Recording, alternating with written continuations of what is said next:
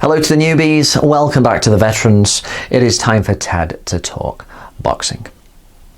The first fight between Triple G and Canelo Alvarez back in 2017 is generally looked upon as a draw that shouldn't have happened. That Golovkin, the Kazakh, should have won 7-5, 8-4. That's what you will often hear. And factoring in how Golovkin was treated prior to him finally getting a shot at the top prize at £160, it kind of made it a bit more of a bitter pill. He had been held back from trying to prove that he was the best. He should have really got a shot at Sergio Martinez back in 2012.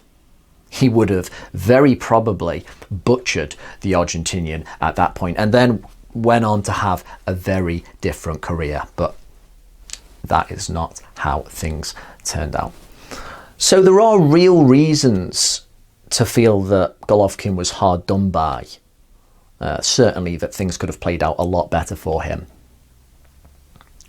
But when I look at that performance against Alvarez in their first fight, even though he very well may have deserved to win because he was the busier guy, because he was always touching the forehead with his jab, I've always felt it wasn't a great performance, and it didn't square with everything everyone had been saying during his ascendancy. The narrative changed. As soon as that draw was rendered, everyone cared about the fact that he probably should have won. They didn't say, well, a lot of people going in said he was going to break Alvarez down, he was going to bust him up.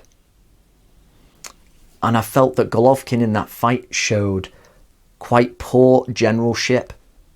He was missing the right hand many times. He found it very difficult to pin Canelo down, to the point that still a lot of knowledgeable people left the arena that night, like Mike Tyson, and thought it was a draw. I know decent boxing channels that still feel that that first fight was actually a draw. And it's that Golovkin, the way he conducted himself, the way we didn't even see the destroyer, he didn't really put a dent in Canelo, which isn't just to do with the fact that Canelo's very tough. Golovkin, as I was saying, was missing right hands multiple times. He didn't go to the body, which was one of his strongest suits. And when he was asked in the corner by Abel Sanchez, why aren't you going to the body? He didn't really have an answer. The way he approached that fight, you can have him winning, but he certainly did not squash all doubt. For me, that's always been the big takeaway. It wasn't a particularly dominant performance. He didn't tame Alvarez in there. He was chipping away. He wasn't always able to close off the ring, which he's usually so good at doing.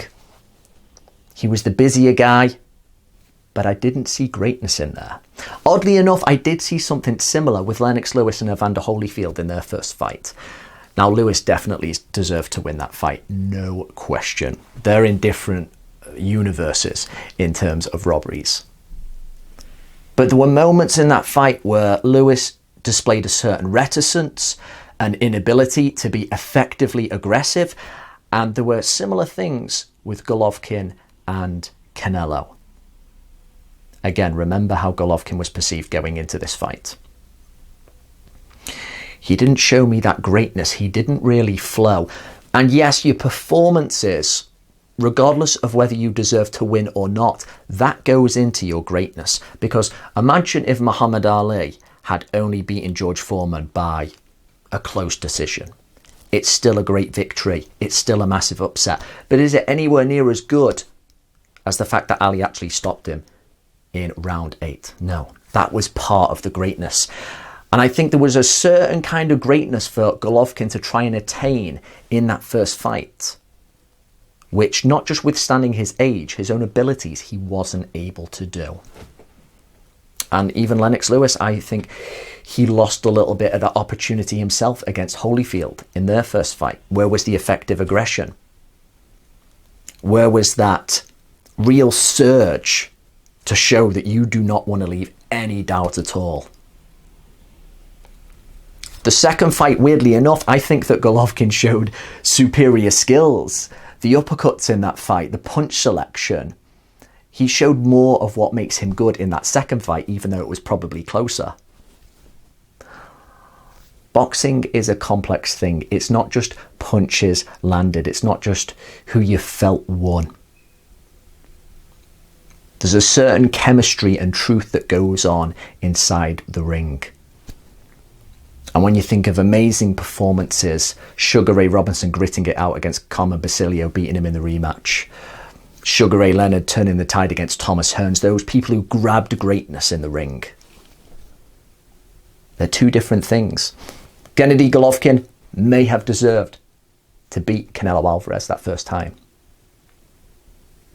But that greatness, the mentions of Hagler and Monzon, the fact he was being compared with those guys prior to that fight, for me, some of that just doesn't square.